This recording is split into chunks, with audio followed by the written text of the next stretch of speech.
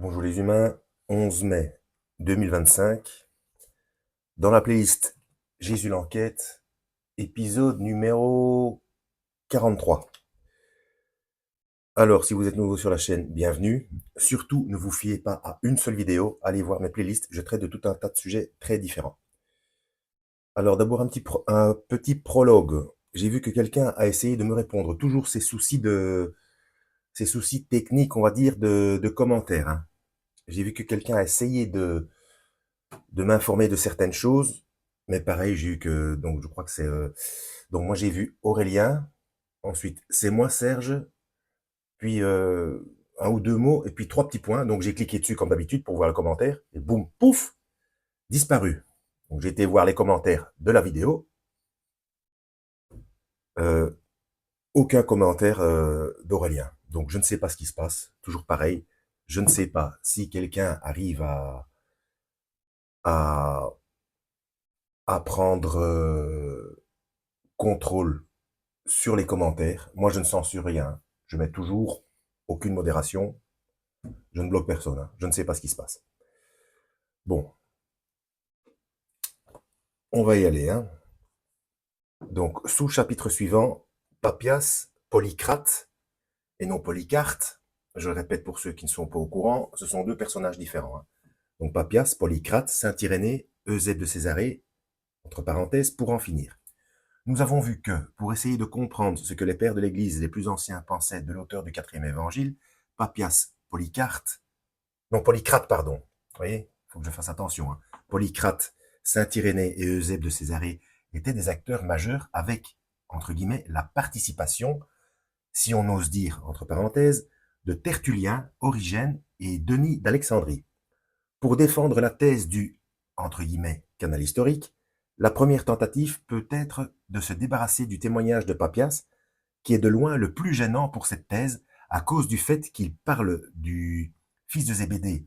Non, oui c'est ça, du fils de Zébédée au passé, donc Jean, fils de Zébédée, alors qu'il est né en 69 et que l'auteur de l'évangile est censé être mort aux alentours de l'an 100. Après tout, Papias n'était-il pas un tout petit esprit, entre guillemets, selon Eusèbe de Césarée? Seulement voilà, cette attaque ne porte pas beaucoup, car la raison des critiques d'Eusèbe envers Papias vient de ses positions théologiques, non parce qu'il aurait été pris en flagrant délit de faux témoignages sur des faits qu'il aurait rapportés. Euh, oui, petite information avant que j'oublie. Concernant Jean Stone, vous avez des informations à son sujet dans l'épisode numéro 30 de la playlist Jésus l'enquête, hein. Quand la justice interroge un témoin, on n'élimine pas son témoignage sous prétexte qu'il a telle ou telle position philosophique. La deuxième stratégie consiste donc à s'attaquer à Saint-Irénée.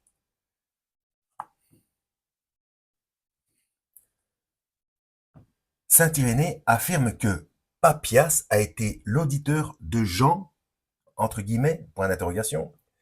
Eh bien, tout simplement, il se trompe. Comme le dit l'un de mes contradicteurs, Eusèbe, qui a lu Papias, qui atteste que Papias rapporte bien des propos directs de Jean l'Ancien, et qui distingue bien les deux Jean, attribue tout de même l'évangile à l'apôtre, et considère qu'Irénée se trompe en attribuant à Papias la connaissance directe de l'évangéliste. Mais pourquoi Eusèbe considère-t-il que saint Irénée se trompe en attribuant à Papias la connaissance de l'évangéliste? Est-ce que Papias aurait écrit, quelque part, je n'ai pas connu l'auteur du quatrième évangile? Certainement pas, car saint Irénée a lui aussi lu les œuvres de Papias exactement comme Eusèbe, et nous dit au contraire que Papias a bien été l'auditeur de Jean l'évangéliste. Ce n'est donc pas à partir d'un texte de Papias qui nous aurait échappé que Eusèbe dit cela. Et d'ailleurs, si cela avait été le cas, il se serait empressé de le citer pour supporter son opinion. Cela est d'autant plus clair que dans un texte précédent, entre parenthèses dans ses commentaires, entre guillemets, il attribuait sans discussion à Papias la connaissance de Jean l'évangéliste. Mais ensuite, il a raisonné ainsi. Papias parle du fils de Zébédée au passé et de Jean l'Ancien au présent. Comme le fils de Zébédée est forcément l'auteur du quatrième évangile et est le disciple bien-aimé, Papias n'a pas pu le connaître, et donc saint Irénée se trompe. On voit bien que cette affirmation est basée uniquement sur le préjugé que le fils de Zébédée est le disciple bien-aimé. Et c'est au nom de ce préjugé que Eusèbe de Césarée affirme que saint Irénée se trompe. Or, saint Irénée écrit 80 ans après la mort du disciple bien-aimé, alors que Eusèbe écrit 230 ans plus tard. Et comme tous les deux ont sous les yeux les mêmes écrits, Papias et Polycrate, et que saint Irénée a en plus des témoignages de personnes vivantes venant d'une région où il est né, le témoignage de saint Irénée est donc fort logiquement beaucoup plus crédible que celui d'Eusèbe de Césarée, d'autant plus que, comme nous l'avons déjà montré, Eusèbe de Césarée se base sur un présupposé, celui selon lequel Papias désigne le fils de Zébédée, entre parenthèses, le premier genre de sa fameuse phrase, voir page 56 et 58, allez voir mes épisodes précédents, il fait forcément référence à l'auteur du 4e évangile, alors qu'absolument rien ne l'indique. Combien de temps là? Ok. Mon contradicteur continue. Si Papias ne serait-ce qu'une fois attribué l'évangile au presbytre, Eusèbe, qui a lu Papias, le saurait. Papias lui-même n'attribue donc pas l'évangile au presbytre. Le témoignage de Papias ne parle absolument pas de l'écriture du 4e évangile. Eh bien, justement, nous savons que cela est faux. Parce que le prologue de l'évangile de Jean insiste sur le fait que Papias explique, dans le 5e tome de son œuvre, Les Paroles du Seigneur, que l'évangile de Jean a été diffusé de son vivant et non après sa mort. Voir page 86. Voir épisode précédent, quoi. Ce qui est un point extrêmement important. Comment savons-nous que cette affirmation est vraie? Après tout, elle est d'un auteur anonyme et nous avons dit nous méfier des auteurs anonymes. C'est tout simplement que, au lieu de dire Papias a écrit, sous-entendu n'importe où, dans des lettres, dans des textes perdus, ce qui serait invérifiable, l'auteur nous dit Papias a écrit dans le 5e tome de son œuvre, c'est-à-dire qu'il nous donne une référence et qu'il écrit au début de la 2e partie du 2e siècle, à une époque où cet ouvrage de Papias, écrit peut-être 20 ou 30 ans auparavant, est largement disponible. Il ne peut donc prendre le risque de se faire immédiatement démentir par ceux qui auraient l'ouvrage sous les yeux. S'il avait voulu inventer quelque chose ou citer une fake news, entre guillemets, ou un on dit, entre guillemets, il se serait contenté d'écrire Papias a dit, sans aucune autre précision. Prendre au sérieux ce que dit cet auteur a une autre conséquence extrêmement importante, celle qui nous permet d'accuser ouvertement, entre parenthèses avec 1700 ans d'écart, Eusèbe de Césarée de mensonge, au minimum de mensonge par omission. En effet, Eusèbe de Césarée affirme qu'il donne à ses lecteurs toutes les informations qu'il possède sur la confection des évangiles, et visiblement ce n'est pas le cas. Notons ici que nos contradicteurs répètent ad nauseam que l'argument par omission ne vaut rien. Ad nauseam, c'est du latin, donc je présume que ça veut dire de manière nauséeuse, donc inadmissible, quoi. Utilise l'argument par omission, voilà. Même si Papias n'a jamais explicitement écrit que le presbytre, c'est-à-dire Jean l'Ancien, est l'auteur de l'évangile de Jean, l'absence de cette mention n'est pas une preuve contraire. Une autre tentative plus subtile a lieu avec la phrase suivante. Sauf qu'on ne sait pas de quand date cette enquête de Papias, enquête entre guillemets. Cette remarque peut paraître assez habile. Papias ayant vécu jusqu'aux années 140, il aurait très bien pu faire sa fameuse enquête en 130, soit 30 ans après la mort de l'auteur du 4e évangile, et à cette période, seul son éventuel successeur, Jean l'Ancien, aurait encore été vivant. Après réflexion, cette hypothèse apparaît très peu crédible. Papias est né en 69. Il avait donc autour de 31 ans lors de la mort de l'auteur du 4e évangile. Si celui-ci était le fils de Zébédée et qu'il avait vécu jusqu'à cette date, croyez-vous que Papias aurait passé tout ce temps habitant à quelques jours de marche d'un témoin aussi extraordinaire que l'un des 12 apôtres sans jamais essayer de le rencontrer? Et même s'il n'avait jamais essayé de le rencontrer, pourquoi parlerait-il de lui au passé s'il avait vécu jusqu'à ce que Papias atteigne l'âge de 31 ans? Papias, qui a été très actif dans sa région, n'est pas a priori un converti tardif. Une autre tentative, moins probante, peut être faite avec l'argument suivant. Si Jean l'Ancien est le disciple bien-aimé, il est sensiblement de la même génération que le fils de Zébédée. Pourquoi Papias est-il, entre guillemets, trop jeune pour avoir connu le fils de Zébédée, mais pas pour avoir connu Jean l'Ancien? Oui, en effet, Jean l'Ancien et Jean, fils de Zébédée, ont très probablement le même âge, puisque selon la façon dont Papias en parle, ils ont tous les deux connu Jésus. Papias est trop jeune pour avoir connu le fils de Zébédée, tout simplement parce que celui-ci était mort avant la naissance de Papias, tué par des Juifs à Jérusalem. Et la source la plus fiable qui nous l'enseigne, c'est justement Papias. Nous avons deux sources ici, l'une est anonyme et l'autre est Philippe de Sidée, qui nous disent, à une époque où les œuvres de Papias circulaient encore, que dans son deuxième tome, Papias mentionne le martyre de Jean, fils de Zébédée, de la main des Juifs, ce qui implique une mort à Jérusalem, voir pages 94 et 96, donc 94, 96, voir les épisodes précédents, comme d'habitude. Ensuite, il y a l'histoire des deux Jean et des deux tombeaux. Ici, le canal historique se divise en deux. Il y a ceux qui, comme Benoît XVI et une partie de nos contradicteurs, défendent l'hypothèse selon laquelle il y a bien eu deux gens travaillant ensemble à Éphèse, l'un étant le successeur de l'autre, le premier est le fils de Zébédée, et le second Jean l'Ancien, qui, dans ce cadre, n'aurait pas connu Jésus. Entre parenthèses, ce qui serait contraire aux propos de Papias, qui met les deux Jean sur le même plan de disciples directs du Christ. Car le Jean, auteur du 4e évangile, et qui a connu Jésus, étant mort à un âge absolument canonique pour l'époque, autour de 90 ans, 90, il ne peut pas avoir un successeur qui aurait un âge proche du sien. D'autres, comme saint Irénée et Origène, affirment avec force que l'ensemble du corpus johannique, entre guillemets, est d'un seul et même auteur.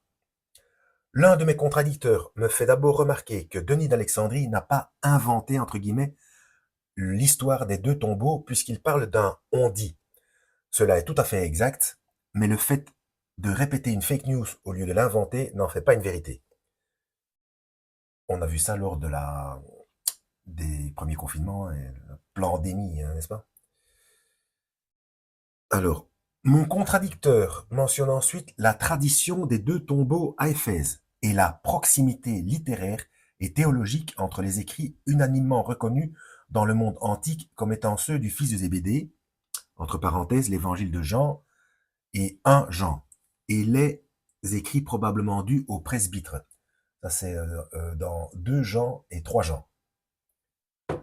Voilà, presque 13 minutes, on va s'arrêter là. Suite au prochain épisode, lisez la Bible pour comprendre ce qu'il se passe, n'est-ce pas? Je voulais dire un truc. Ah là là. Oui, si les messages sont vraiment importants et que ça ne passe pas sur que ça disparaît sur les commentaires de YouTube, je comprends vraiment pas ce qui se passe, hein. Donc mon Facebook est ouvert à tous aussi, donc sur les publications générales, hein. De manière à ce que tout le monde puisse profiter des informations, quoique j'ai déjà reçu de nouveau des menaces de Facebook, c'est extraordinaire. Je sais même plus pourquoi, tellement ça me glisse sur le dos. Mais j'en ai fait une vidéo. Ma vidéo, je pensais que la censure était finie. Bref. Sur Messenger, c'est pas la peine parce que je ne reçois pas les notifications et je ne réponds qu'exceptionnellement, sur Messenger. Parce que ça risque de se perdre dans les... Enfin, il n'y a pas de notification parce que il y a une flopée de trucs, de publicité, de n'importe quoi, des groupes qui font... Enfin, de toutes sortes, enfin, ça se perd dans les méandres. Donc c'est vraiment exceptionnel quand je réponds sur Messenger. Euh, et donc, c'est comme mon téléphone, c'est pareil, c'est pareil. Si je connais pas le numéro, j'attends quelques minutes. Donc pour ceux qui connaissent mon numéro, j'attends quelques minutes pour voir s'il y a un message vocal avec la présentation de la personne quand je connais pas le numéro, si c'est pas dans mes contacts, ou un message écrit avec présentation de la personne, parce que c'est pareil, ça se perd. Si j'ai pas de réponse de cette manière-là, donc vocale ou écrit précis, de réponse précise avec identification, je bloque parce que ça, on reçoit des tonnes de publicités et de tentatives de hacking, de, enfin bref, c'est une horreur, c'est une horreur. Voilà. Donc ils ont enlevé la censure de manière à ce que des malveillants arrivent à nous piquer nos données et à nous téléphoner pour des publicités, vendre des fenêtres alors qu'on n'est pas propriétaire, enfin ce genre de truc, vous voyez, et puis ou bien vous faire croire qu'il y a un problème sur votre compte en banque, alors que, enfin, vous voyez ce que je veux dire, hein, donc des brouteurs, des malversations, etc. Donc